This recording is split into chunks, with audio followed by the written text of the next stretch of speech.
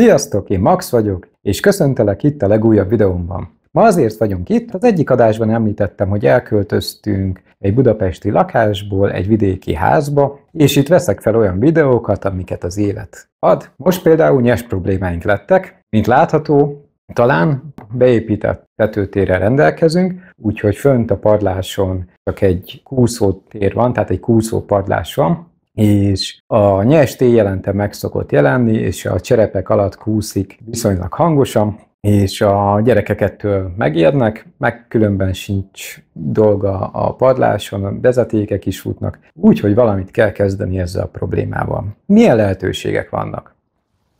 1. Lehet mérget kitenni. 2. Lehet természetes riasztóanyagokat szétszórni.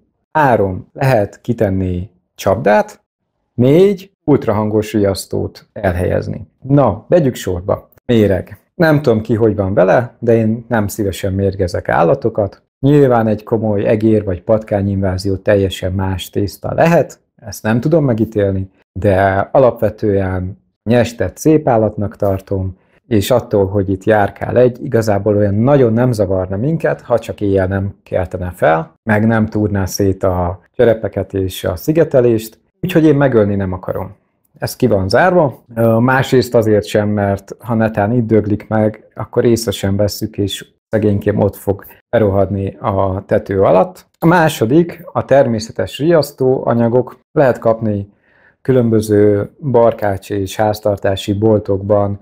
Én úgy tudom, hogy kutyaszőrből készülő termékeket, melyek ki vannak tisztítva, és akkor ezeket elhelyezve állítólag a nyest ezt nem szeret, és akkor elkerülje az adott területet. Hát ennek utána olvasva olyan tapasztalatokkal találkozok, hogy ez nem igazán működik jól, és el is tudom képzelni. Például a szüleimnek volt egy tanyájuk, mint egy nyaraló, egy igazi tanya, és ott volt kutya is, macska is, és nyest is. Úgyhogy én úgy gondoltam, hogy ezzel nem próbálkozok olyan túl sokat. A harmadik lehetőség egy csapda, pontosabban egy ketrec elhelyezése, tehát ami élve fogja meg, és nem esik bántódása az állatnak. Így ugye egy ketrecbe az ember megfogja a nyestet, és elautózik vele több 10 kilométerre, és egy erdő szélén szabadon engedi. Ezt tartom a legjobb és leghumánusabb megoldásnak, azonban valamiért nincs kedvem ezzel foglalkozni, pláne úgy, hogy itt egy kúszópadlás van, a padlás feljáró meg egyelőre oda van csavarozva, mert az eddigi tulajdonosok így alakították ki.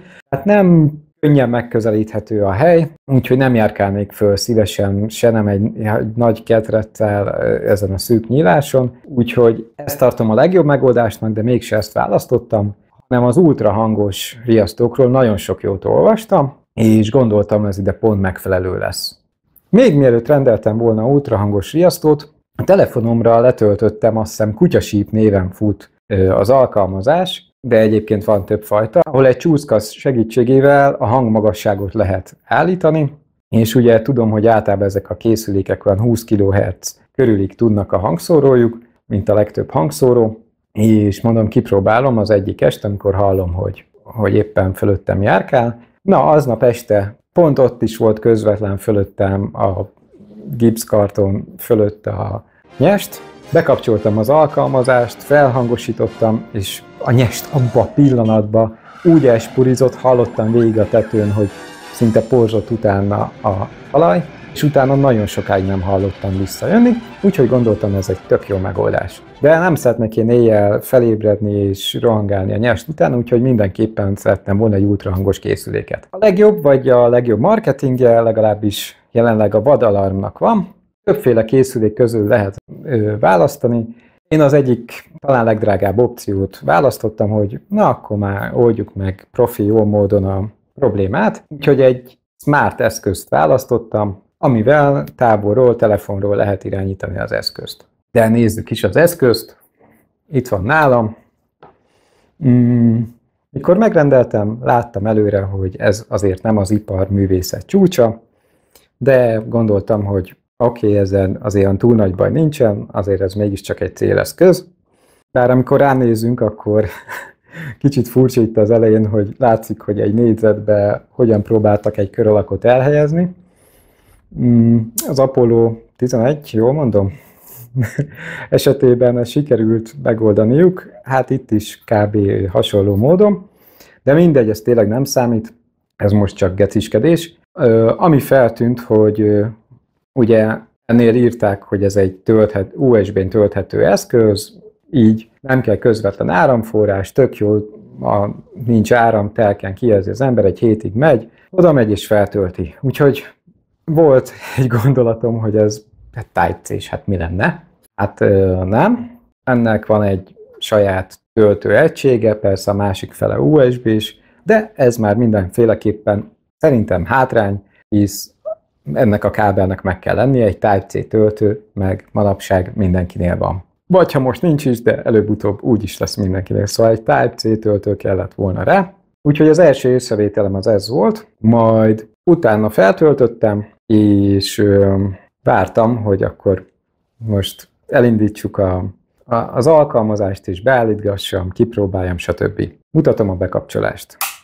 Az akkumulátor töltöttsége magas. A következő 30 másodpercben csatlakozhatsz az eszközödhöz a Vadalam Smart applikációval.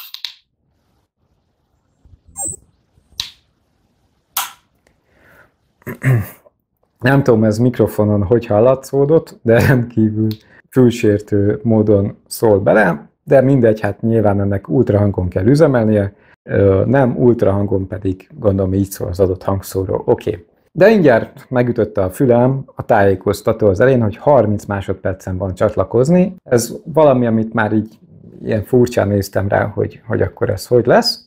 De oké, rácsatlakoztam, ugye letöltöttem az appot, rácsatlakoztam gond nélkül, kérte, hogy adjam meg a Wi-Fi kódot, és akkor oké, ráengedtem a Wi-Fi-re is, és akkor gondoltam, ez milyen jó funkció, hát Bluetooth-on is, és Wi-Fi-n is elérhető, hogyha netán nincs Bluetooth közelségben, a Wi-Fi jelet meg elég, hogyha épp hogy csak fogja, de azt bizonyára fogni fogja, és megnéztem az alkalmazást. Hát az alkalmazással az a gondom, hogy valamiért én belehalóztam azt, hogy ezt majd beállítom, hogy mikor működjön. Meg hogy hányszor kapcsoljon be. Ugye azt tudtam előre, hogy bizonyos időközönként adja ki az ultrahangot.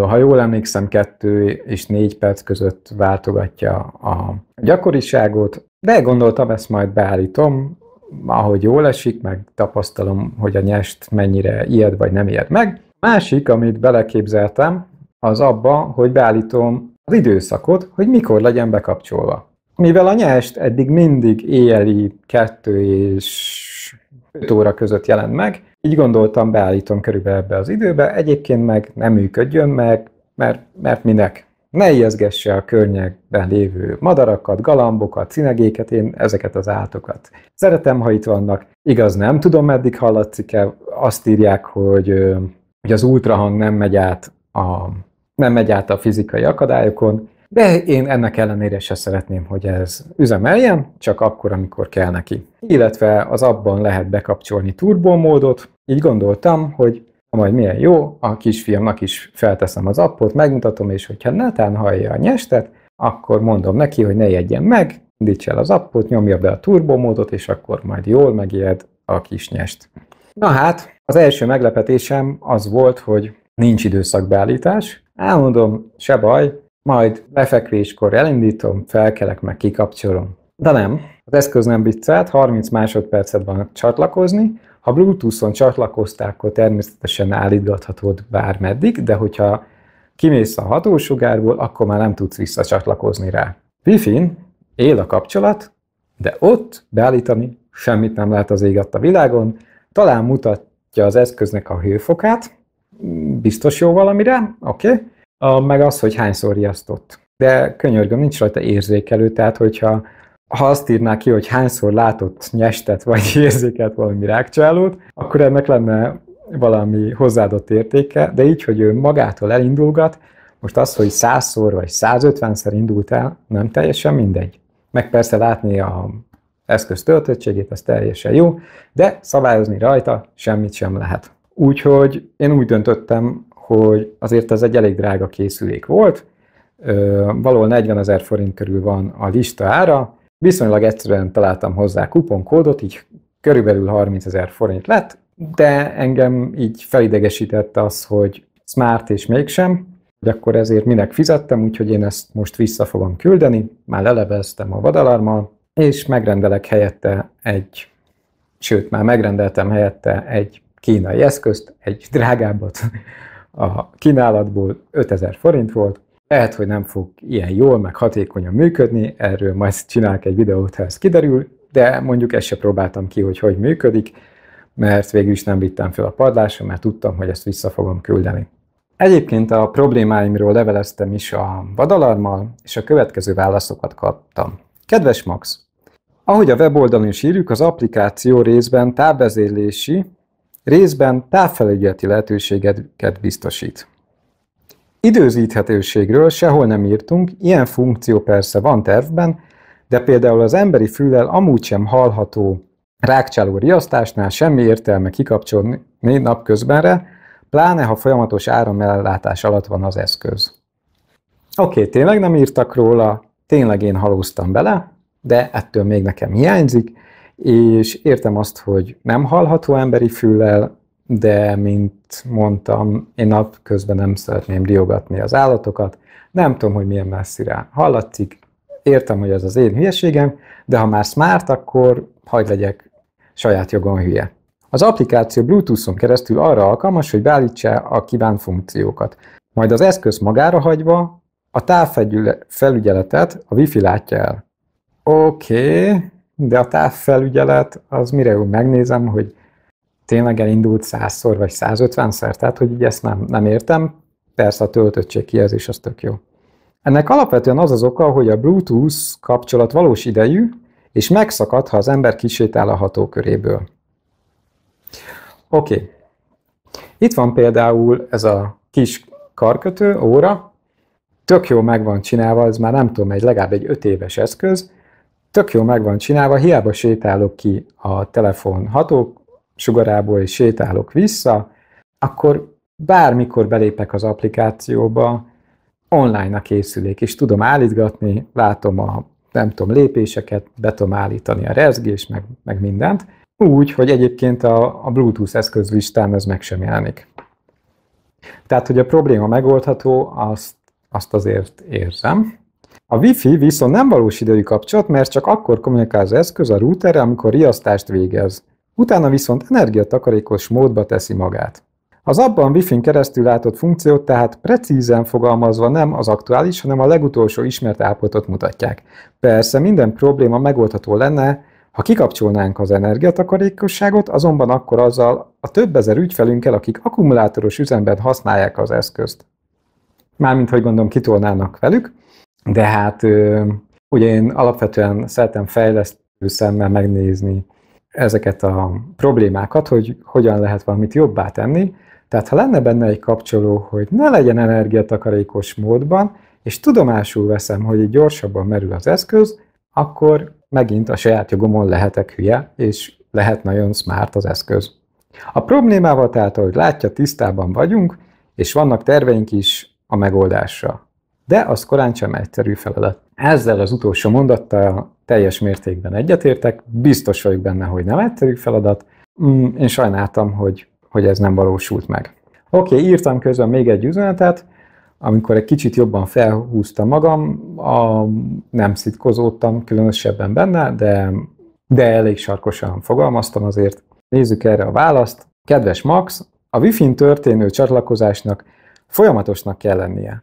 Annak azért van értelme, mert ha az eszköz merül, akkor ritkábban riaszt, ez is egy visszajelzés a helyes működésre. Sajnálom, hogy nem így képzelte az eszköz működését, természetesen nincs vele megelégedve, akkor visszaküldheti az eszközt.